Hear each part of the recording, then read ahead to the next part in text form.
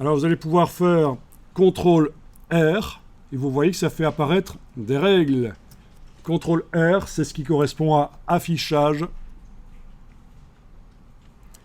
Affichage, règles, afficher les règles. Bien, vous voyez qu'il y a un 0 ici, un 0 là. En fait, en haut à gauche de la page, c'est l'origine des règles, c'est le 00. Et vous voyez que la page fait à peu près 21 cm, oui, 210 mm. Vous avez des millimètres aussi qui sont indiqués? Oui.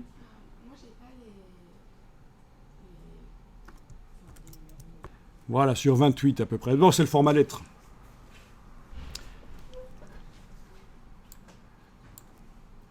Bon, c'est pas obligatoire d'afficher les règles, mais enfin, comme ça, vous voyez que c'est possible de le faire. Est-ce que tout le monde voit la palette du dessus? Elle est super importante, la palette du dessus ici. J'imagine que tout le monde ne la voit pas. Bien, alors faites-la apparaître chez vous, c'est dans le menu Fenêtre, Contrôle. Donc vous voyez, j'ai remis à 0 Illustrator pour être dans les conditions réglage d'usine, mais tout ne s'est pas remis à 0 malgré tout. Chez moi, elle était restée affichée. Donc c'est menu Fenêtre, Contrôle, c'est ce qu'on appelle la barre Contrôle. En fait, la barre Contrôle va chercher, en fonction de ce qu'on est en train de faire, l'outil qu'on utilise, l'objet qu'on sélectionne, ça va chercher les choses dans les palettes. Tout ça, c'est les palettes de commandes de Illustrator. Et la barre Contrôle, la palette Contrôle, en fonction de ce qu'on fait, l'outil qui est activé, va afficher des choses différentes. Par exemple, là, je suis avec la flèche noire activée.